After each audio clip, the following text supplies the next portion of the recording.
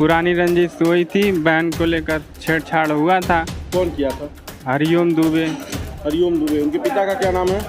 कमलेश दुबे। थाने से पुलिस बुलाया, पुलिस आते आते आ रही, 1 घंटे बाद एम्बुलेंस को फ़ोन किया गया। फ़ोन करने के 1.5 घंटे बाद एम्बुलेंस पहुंची। उसके बाद किसी तरीके से हम लोग थाने पर भी पहुंचे नहीं कि मैनेज कराने का फ़ोन आने इसी सरकार में जो उत्तर प्रदेश की सरकार है उसमें कैबिनेट मंत्री हैं संजय निषाद, निषाद पार्टी के नेता, अगर उनके तक भी आवाज़ जा रही हो तो काफिले से बाहर आएँ। जिस समाज की लड़ाई करते हैं उस समाज की एक बेटी की इज्जत दांव पर लगी हुई है, उसके साथ छेड़छाड़ हो रही है और उसके भाई को छेड़छाड़ करने के बाद पीटा जा रहा है विरोध करने पर। तो संजय निषाद जी, आप भी मंत्रालय में हैं, कैबिनेट मंत्री हैं, तो सरकार को अवगत कराइए। जिस समाज की बात करते हैं वो समाज सुरक्षित नहीं है। चौरी चौरा के विधायक हैं श्रवण निषाद, ऐसा कोई रिस्पांस नहीं आ रहा है उनका कि जिससे मतलब हमें लगे कि वो हमारे समाज के हैं। हम भी एक निषाद हैं और हमें नहीं लग रहा है कि वो हमारे साथ हैं। 4 बजे से करीबन 10:30 बजे तक हम लोग थाने में, खोराबार थाने में थे। इधर उधर से मैनेज के लिए बहुत हज़ारों, मतलब कहा जाए तो 100+ फ़ोन आए कि मैनेज कर लो, इस बात को यहीं दफना दो, ख़त्म कर दो और यहीं बंद कर दो और आपसी मतभेद समाप्त कर दो, ये नहीं करेगा इसी वैसी तमाम तरह की बातें आई। लेकिन ये नहीं मतलब फ़ोन आया कि हाँ उसने गलती किया है और उसको सज़ा मिलनी चाहिए, ऐसा कोई मतलब नहीं बोला। सरकार के तमाम दावों और वादों में उत्तर प्रदेश की कानून व्यवस्था सबसे पहले आती है। कानून व्यवस्था को लेकर सरकार का दावा ये है कि पूरे प्रदेश की कानून व्यवस्था चाको चौबंद में है। एक परिंदा भी पर नहीं मार सकता अपराधी, अपराध क्या करेंगे।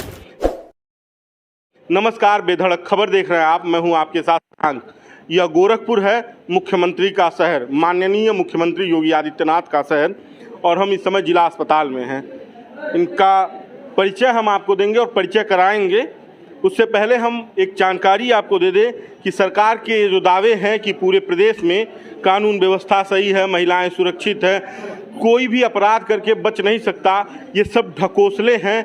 ये हम इसलिए कह रहे हैं कि ये जो शख्स है इसने अपनी बहन की इज्जत बचाने का प्रयास किया, उन लोगों से, उन अपराधियों से अपने बहन को संरक्षित करने का प्रयास किया। उसकी हालत ये कर दी गई कि बटखरे से मारकर इसके सर को फोड़ दिया गया। उसके बाद पुलिस ये कहती है और प्रशासन ये कहता है और सरकार ये दावा करती है कि उत्तर प्रदेश में कानून व्यवस्था बड़ी शानदार है। इनसे बातचीत करेंगे और जानेंगे पूरा मामला क्या हुआ है। क्या नाम है आपका? राजेश सानी। राजेश सानी, कहाँ के रहने वाले हैं आप? सोने डोलबजो। ये पट्टी कैसे आपको बच गई, क्या हुआ था? वही मार्केट बगल के गांव में है, घर बाजार में मार्केट करने गया था, तो पुरानी रंजिश हुई थी, बहन को लेकर छेड़छाड़ हुआ था। कौन किया था? हरिओम दुबे। हरिओम दुबे। उनके पिता का क्या नाम है? कमलेश दुबे।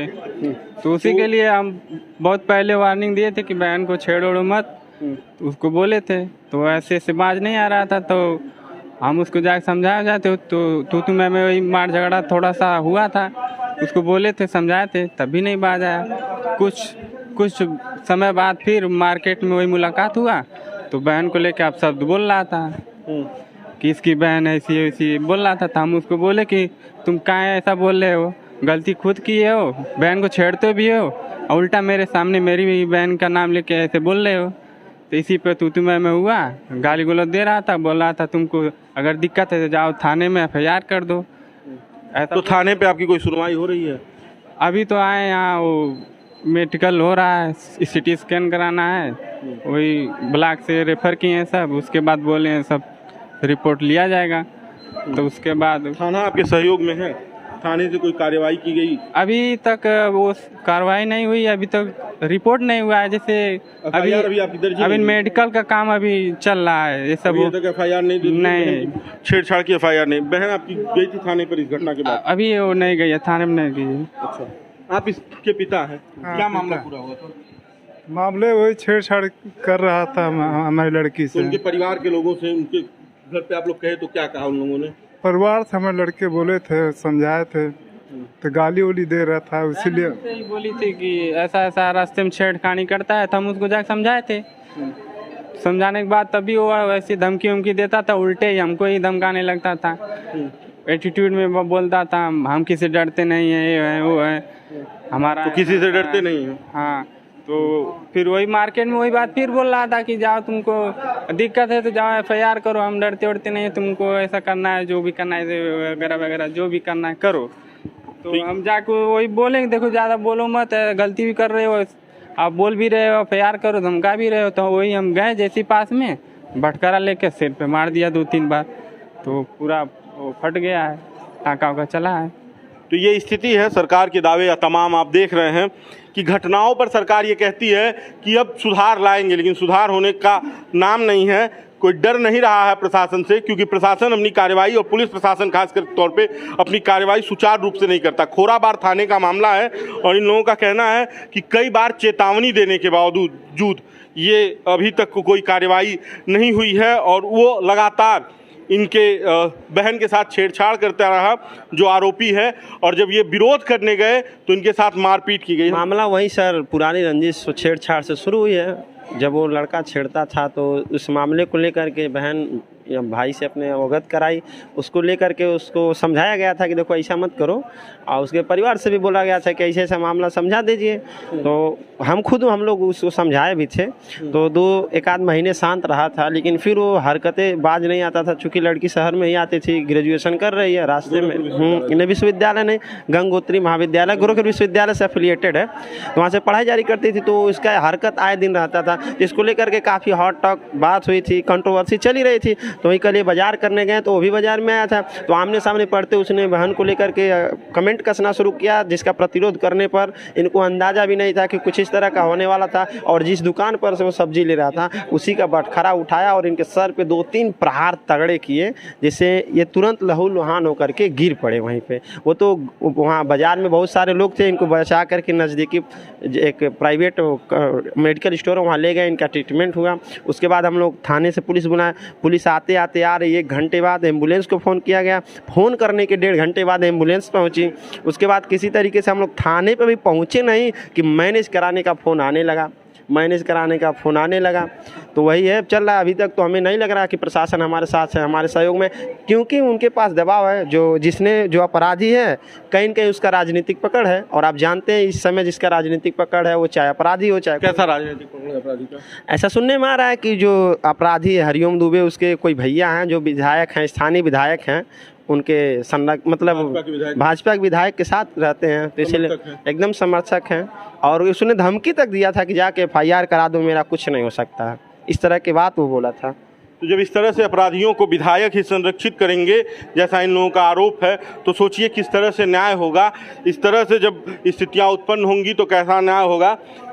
एक इसी सरकार में जो उत्तर प्रदेश की सरकार है उसमें कैबिनेट मंत्री हैं संजय निषाद पार्टी के नेता, अगर उनके तक भी आवाज़ जा रही हो तो काफिले से बाहर आए। जिस समाज की लड़ाई करते हैं उस समाज की एक बेटी की इज्जत दांव पर लगी हुई है, उसके साथ छेड़छाड़ हो रही है और उसके भाई को छेड़छाड़ करने के बाद पीटा जा रहा है विरोध करने पर। तो संजय निषाद जी, आप भी मंत्रालय में हैं, कैबिनेट मंत्री हैं, तो सरकार को अवगत कराइए। जिस समाज की बात करते हैं वो समाज सुरक्षित नहीं है, क्या कह रहे हैं? उनसे बात की हुई थी आपकी? जी उनसे बात हुआ था उनके लड़के से, तो वो बोल रहे हैं कि विधायक भी हैं वहाँ के। हाँ, चौरी चौरा के विधायक हैं, और उनसे जब बात हुआ है तो वो बोले कि ठीक है, खोराबार का मामला है, देख लिया जाएगा, लेकिन ऐसा कोई मतलब रिस्पॉन्स नहीं आ रहा है। जो ये उनके लड़के का नाम है श्रवण निषाद, ऐसा कोई रिस्पॉन्स नहीं आ रहा है उनका कि जिससे मतलब हमें लगे कि वो हमारे समाज के हैं। हम भी एक निषाद हैं और हमें नहीं लग रहा है कि वो हमारे साथ हैं, क्योंकि खाली भरोसा दिला रहे हैं। क्योंकि हम लोग मामला हुआ है 4 बजे, और 4 बजे से लेकर 4 बजे से और 4 बजे से करीबन 10:30 बजे तक हम लोग थाने में, खोराबार थाने में थे। इधर उधर से मैनेज के लिए बहुत हज़ारों, मतलब कहा जाए तो 100+ फ़ोन आए कि मैनेज कर लो, इस बात को यहीं दफना दो, ख़त्म कर दो और यहीं बंद कर दो और आपसी मतभेद समाप्त कर दो, से ये नहीं करेगा, इसी वैसी तमाम तरह की बातें आई। लेकिन ये नहीं मतलब फ़ोन आया कि हाँ उसने गलती किया है और उसको सज़ा मिलनी चाहिए, ऐसा कोई मतलब नहीं बोला। लेकिन यही फ़ोन आ रहा है बार बार कि मैनेज किया जाए। तो ये सरकार के तमाम दावे हैं। सरकार ये कह रही है कि हर जगह सुरक्षा व्यवस्था चुस्त और दुरुस्त है।